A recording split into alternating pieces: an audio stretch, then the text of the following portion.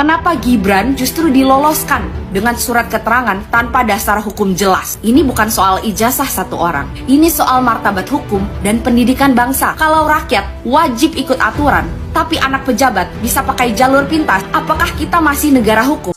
Ada seseorang menuliskan di situ ya, bahwasanya beliau itu punya teman yang alumni UTS dan suruh mengecek nama Gibran. Katanya student ID-nya itu nggak ada di UTS. Nah, apakah ini benar, guys? Wah, kalau benar ya luar biasa sekali ya. Dan juga beliau nge-tag tuh di akun IG-nya Gibran, tapi malah justru akun beliau diblokir. Begitu tuturnya di akun X. Nah, runtutan peristiwa ini ya kan saling berdekatan ya, dimulai dari Bung Roy Suryo mendapatkan ijazah asli dari KPU ya kan, yang dikatakan juga 99,9% itu palsu, dan juga ijazah Gibran diburu yang dimana netizen juga mengatakan nggak punya ijazah SMA.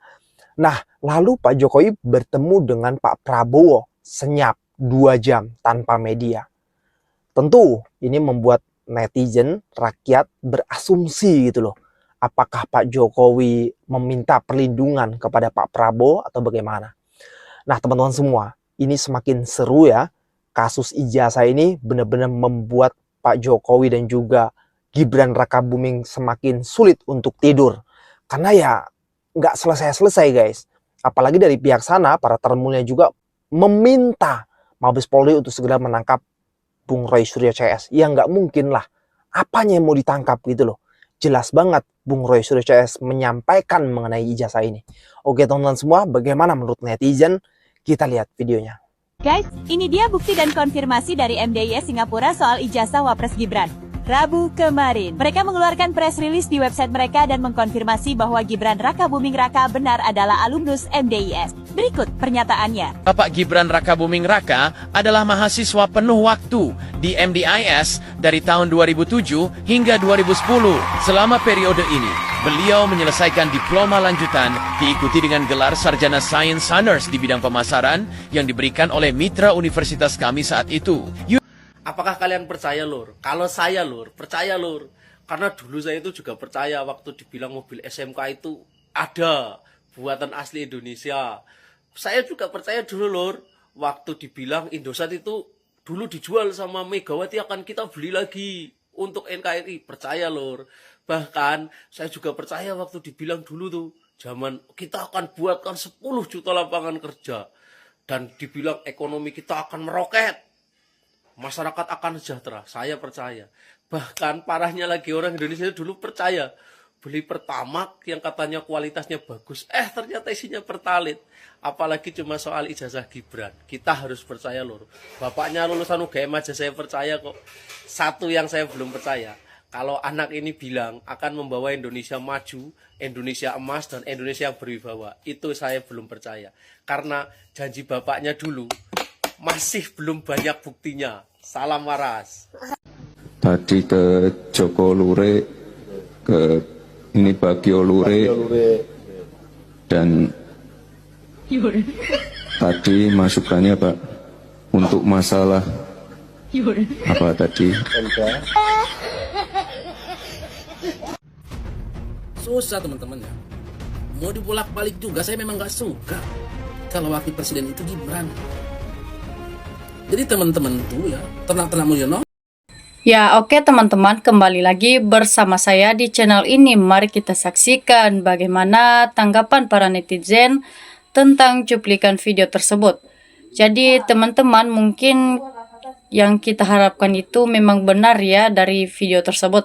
Jadi mereka bertanya itu teman-teman ya, mengapa Gibran itu bisa diloloskan jadi wapres sedangkan warga-warga lain tidak berterima dengan hal tersebut karena Gibran itu tidak sesuai dan ijazahnya hanya rekayasa saja. Jadi warga memang mau bertanya dengan hal itu ya, di mana aturan ataupun martabat di negara Indonesia kita itu. Kenapa bisa diloloskan Gibran jadi wakil presiden? Apakah karena memang anak pejabat presiden dulu, ataupun ada hal lain yang memang harus ditakuti dengan Pak Gibran dan juga Jokowi.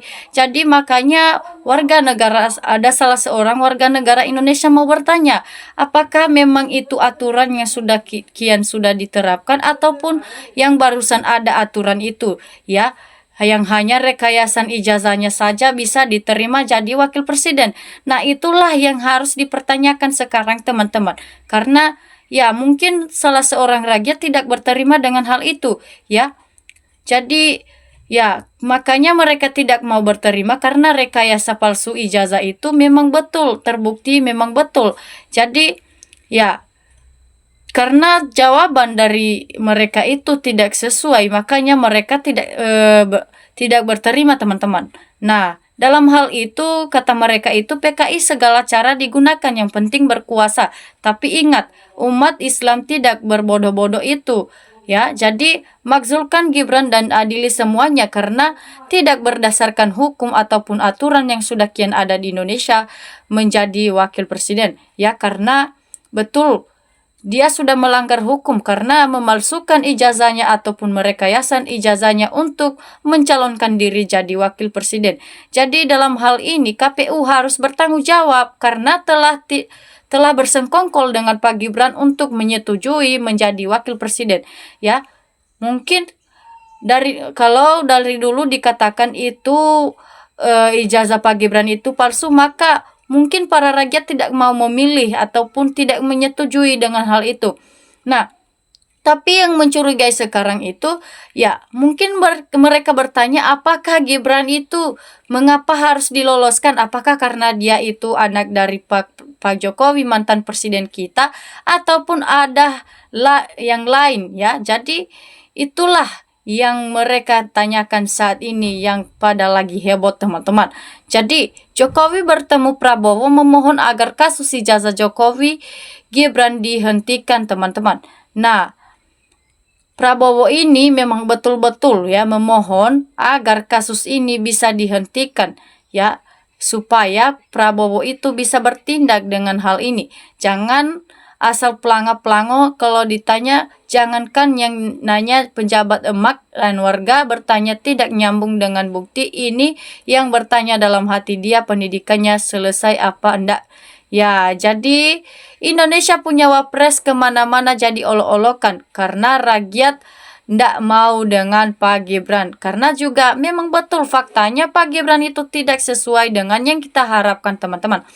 Nah, jadi teman-teman, ijazah S1 jangankan di kota, di kampung dan di desa juga sudah banyak jadi calon bupati sampai presiden. Kasus ijazah S1 malu ijazah hanya SMA, teman-teman. Jadi semoga lain kali ataupun kepada generasi penerus bangsa supaya tidak dilakukan hal seperti yang sudah terjadi saat ini, ya. Ini sebagai contoh, ya. Jangan memalsukan ijazahmu hanya dengan jabatanmu saja, ya. Itu suatu pelanggaran. Nah, mungkin kalau misalnya kamu memalsukan ijazahmu itu pasti itu suatu masalah di negara Indonesia. Jadi bikin Indonesia jadi tidak maju-maju hanya karena kasus ijazah. Ya, makanya harus berpendidikan dulu baru mau menjadi pemimpin di negara kita. Ataupun mau memenuhi syarat dulu baru jadi pemimpin di negara Indonesia ini. Jadi jangan merekayasan ijazahmu buat para penerus bangsa kita ini, ya. Karena yang sudah terjadi ini saat ini memang membuat negara kita jadi malu dan amburadul segala macam dan tidak maju negara kita karena kasus-kasus ini, teman-teman. Jadi hebat ya, BRI Indonesia punya wapres palsu. Barang siapa memalsukan uang palsu dipenjarakan. Ya, memang betul, teman-teman. Ya, bagaimanapun dia itu anak penjabat ataupun anak dari rakyat yang kecil hati ataupun yang miskin harus dipenjarakan kalau misalnya sudah melanggar hukum di negara Indonesia ataupun telah tidak memenuhi syarat untuk menjadi pemimpin di negara Indonesia. Jadi itulah yang mereka katakan itu, teman-teman. Nah, pertemuan Bapak selama 2 jam diasumsikan oleh rakyat. Banyaknya tolong jangan ingkari rakyat. Ingat, janji Bapak demi rakyat Bapak rela mati. Nah, logikanya waras tidak Gibran sekolahnya universitas luar negeri tapi ijazahnya disetarakan dengan SMK di dalam negeri. Nah, memang itu ya, ataupun yang kita curigai bahwasanya logika yang selalu membuat kita jadi heboh itu kenapa ya di luar itu diberikan ijazah Gibran S1, namun di dalam negeri kita itu ijazahnya hanya setara SMA. Itulah yang sangat mencurigai, dan itu sudah terbukti adalah rekayasa saja ya. Sebenarnya Gibran itu datang ke luar negeri itu kata mereka untuk bermain game, bukan untuk berpendidikan ya. Makanya hanya yang ada di dalam pikirannya itu berbeda dengan yang lain, ataupun tidak bermoral dan tidak beretika sama sekali. Jadi itulah yang hanya bikin malu saja negara kita. Jadi ya, jika dia lulus SMP Singapura dapat lanjut SMA Singapura, yang lainnya bermanja-manja di Singapura atau yang lain-lainnya. Jadi teman-teman, ngelamar jadi sales saja harus sarjana, itu pun gaji umur teman-teman. Jadi sejak kapan anak komandan boleh melanggar lampu merah, tapi kalau masyarakat biasa harus ditilang? Nah, itulah yang sedang dipermasalahkan, ibarat itu teman-teman ya. Kenapa anak penjabat tidak dipermasalahkan, sedangkan kalau salah seorang warga kecil yang sudah membuat pelanggaran di negara kita maka dihukum seberat-beratnya. Itulah yang tidak adil yang sekarang ini yang terjadi di Indonesia kita itu ya, karena telah membeda-bedakan orang mana yang anak penjabat ataupun anak yang miskin. Itulah yang membuat negara kita jadi tidak baik-baik saja teman-teman. Nah, jadi teman-teman, kenapa kok mediasi terus berlanjut ya? Keputusan kenapa lebih baik segera keputusan biar kasus ini cepat selesai teman-teman.